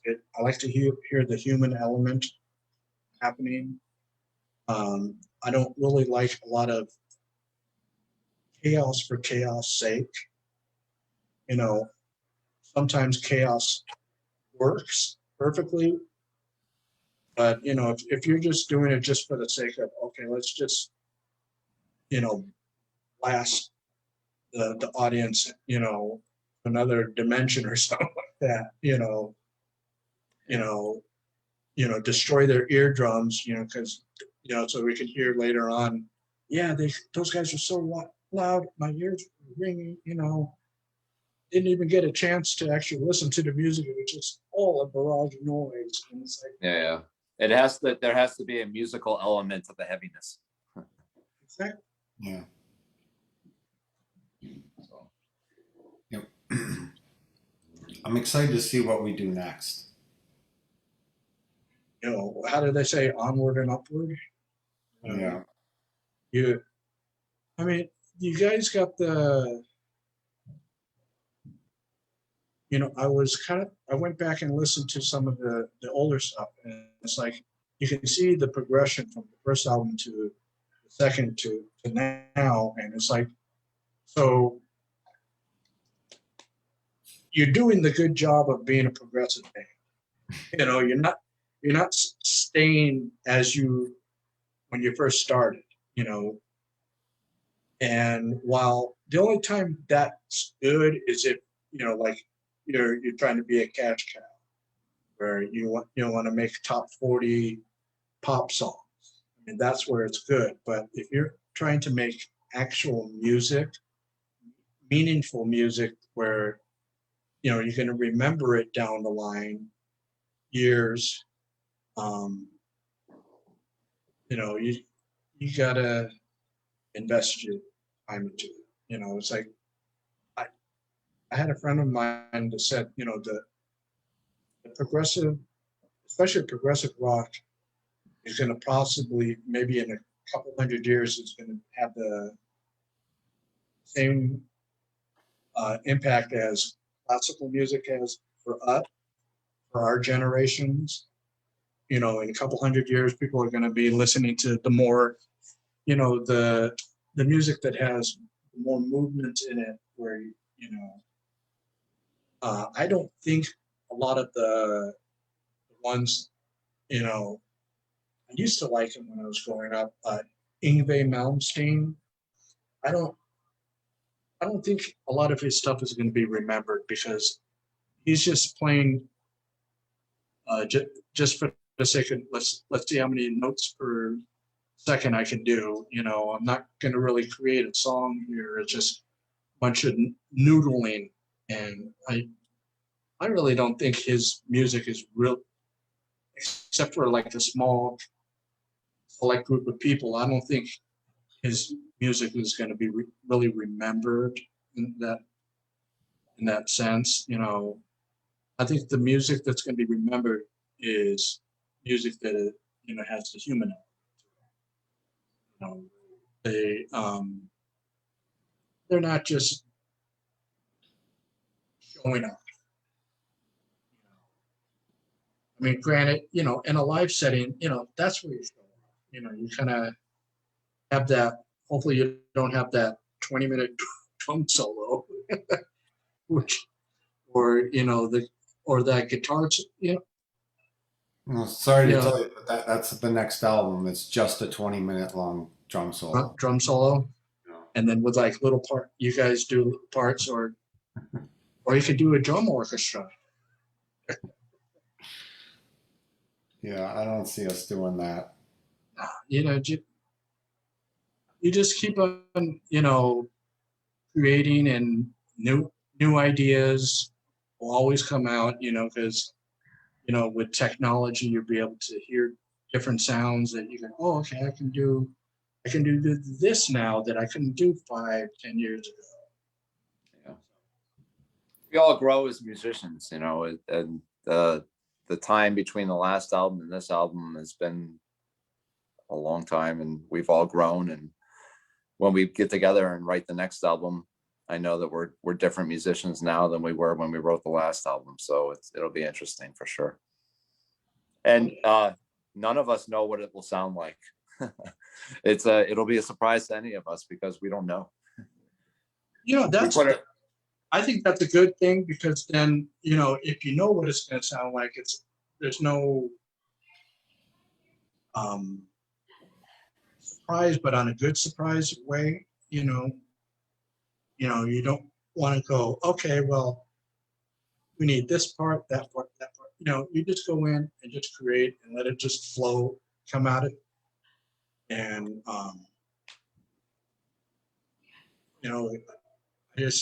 I think that would be the way. You just. I think the one thing we know for sure is we're not going to wait as long this time. The plan is to wasn't the last one in 2015? I think it was. no, it was earlier than that, but we won't talk about that date. The plan is moving forward is we're not going to do that. So uh, yeah, we're already kind of tentatively putting on the calendar later this year to start thinking about that, and so definitely we should have another album way sooner. That's the plan. Kind of keeping it within the same decade, right? Yeah, that would be a good idea.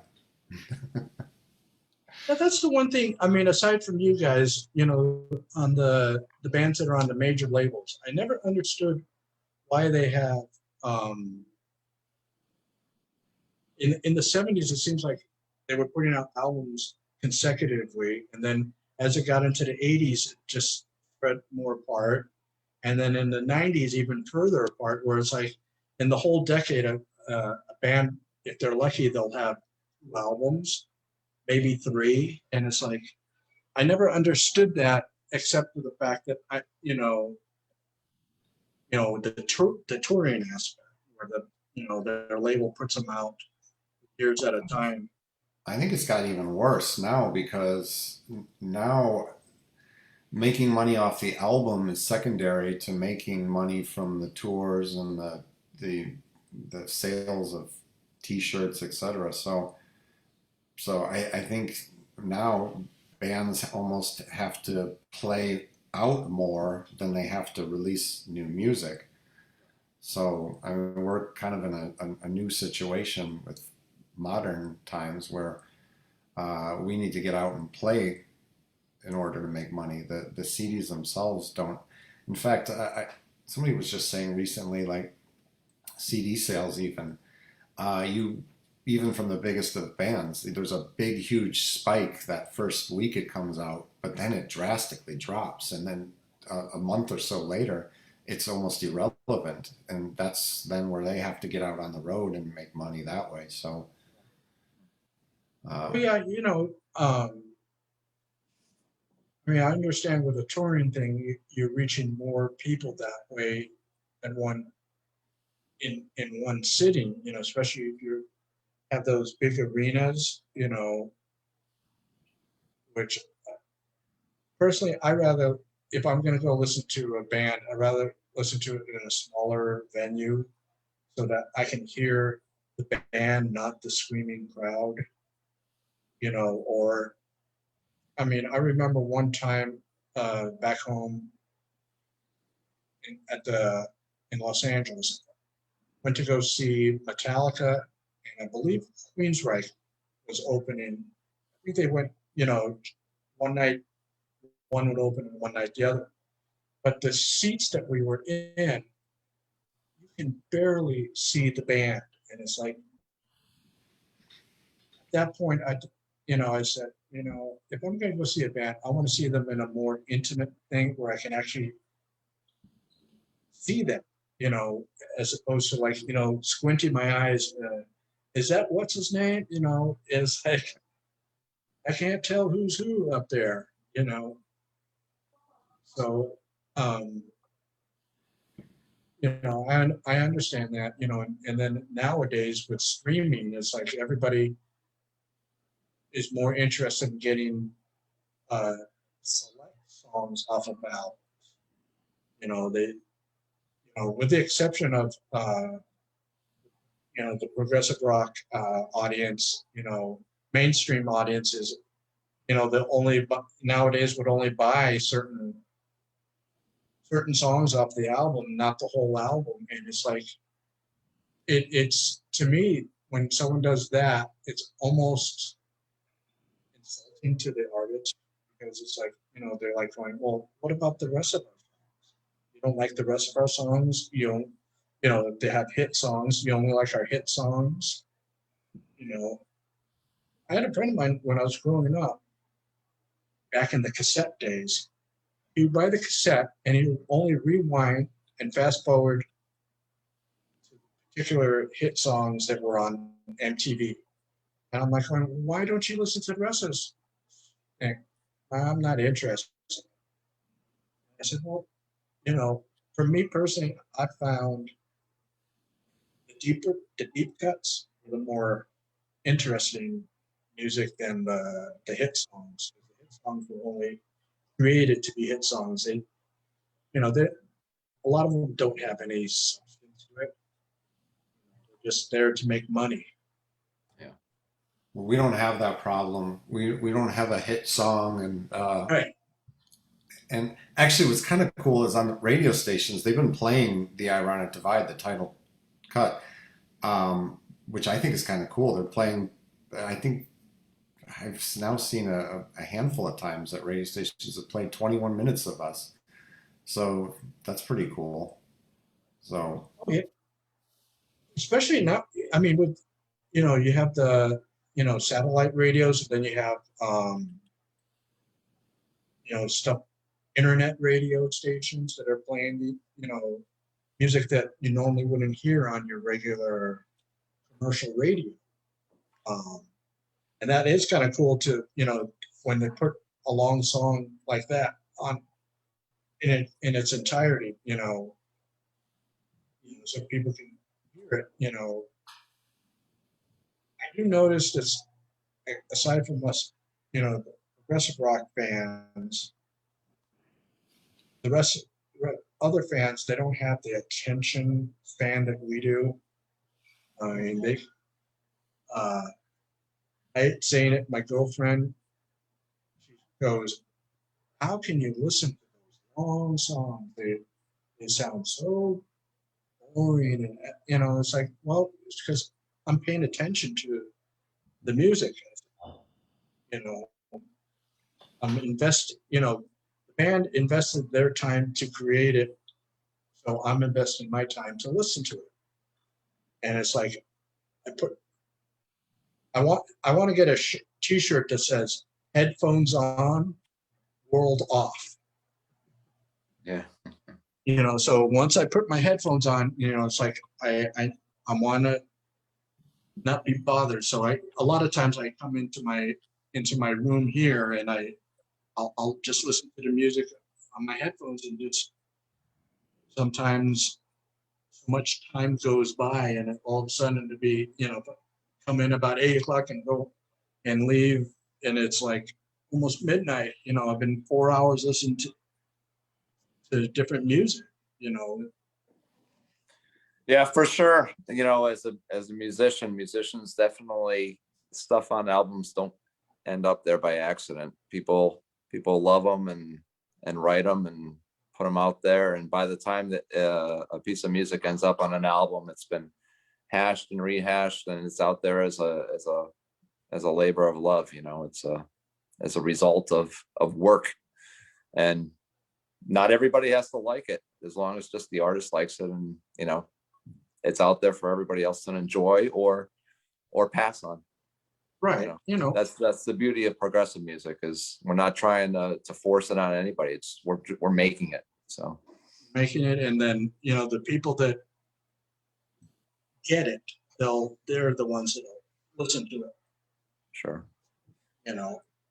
I mean, I go back to on my music history before 1980. I was, whatever was on the radio, I listened to it.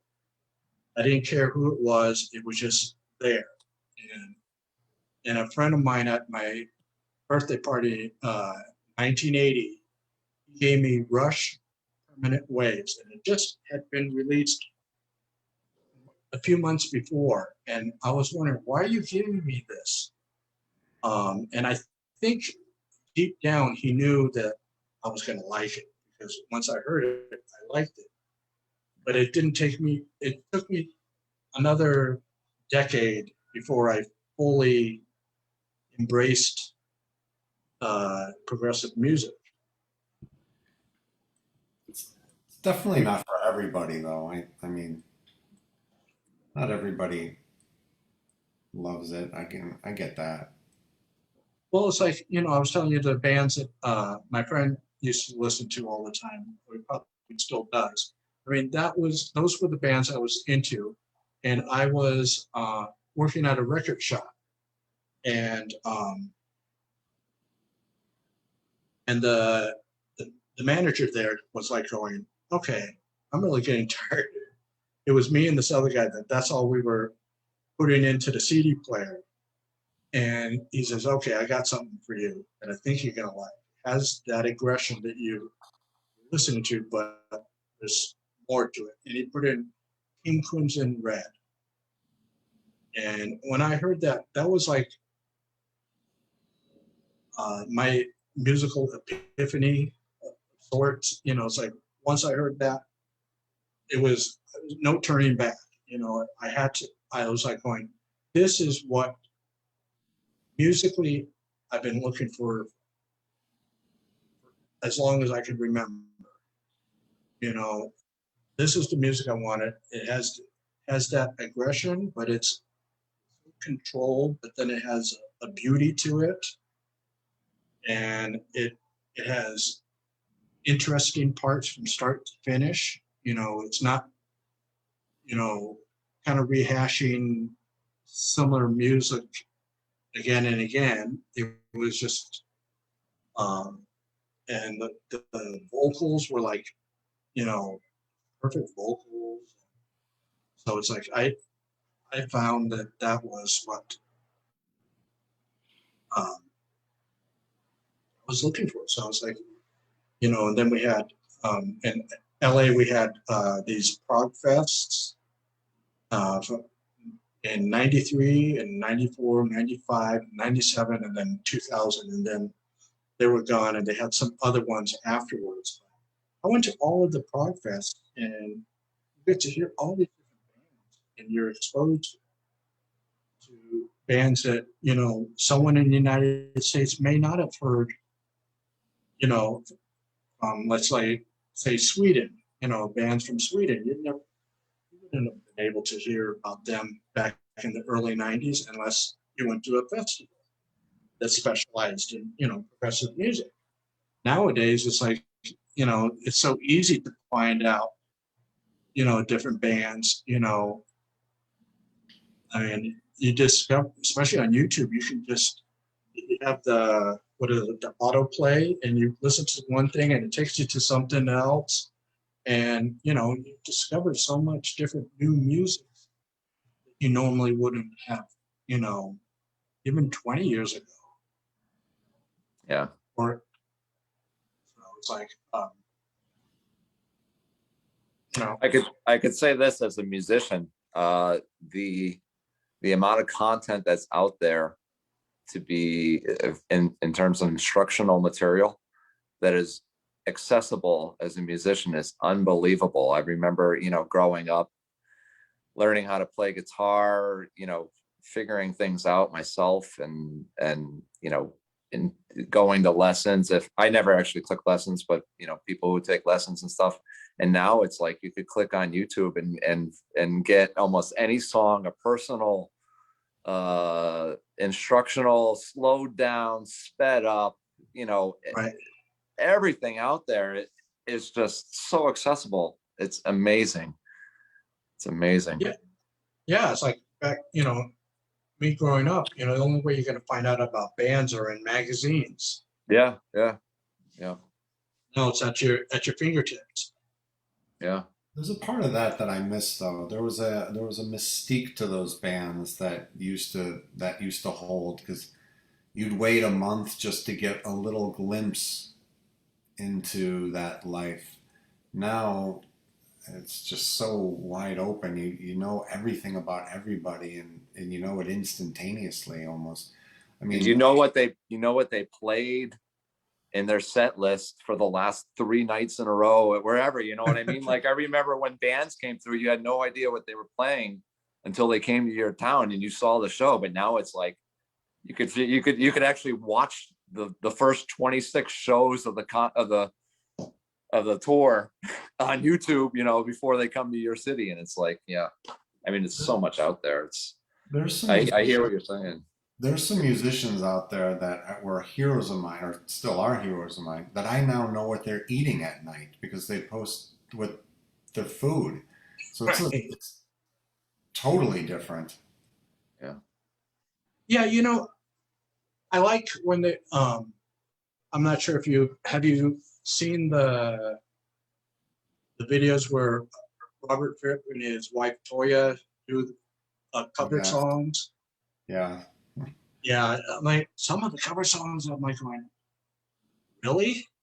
I didn't even think they would even, that was on, especially Robert, radar. And I'm like going, but at the same time, it's kind of cool. It's like you get to see the different side of the musician, but do I want to know what they're eating? I'm not, I don't really care. I don't care. All I care about is if, a musician, if they're going to do something on YouTube, just play music, you're going to do a cover song, do that, gonna, talk shop, do that, you know, but, I think there was like a trend that started a few years ago where people are eating while they're filming and they're telling you what they're eating. And it's like, unless you're a critic, it's like it for me, it doesn't interest me, Yeah.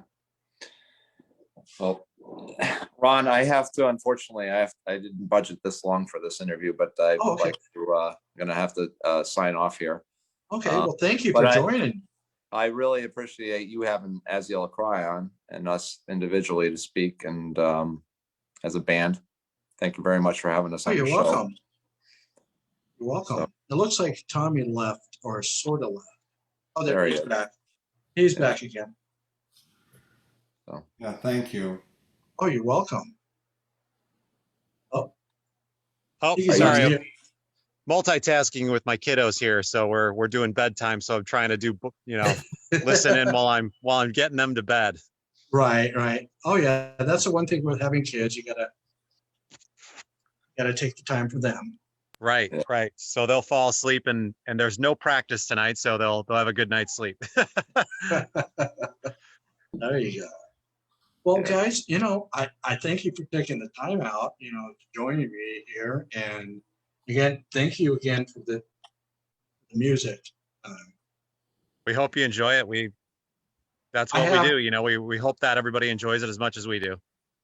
And this is going to be up on YouTube within the hour. So, and I'll put the links to your website and Bandcamp so people can go there and if they haven't already listened to your music, they can listen to it and then like it and they'll buy it.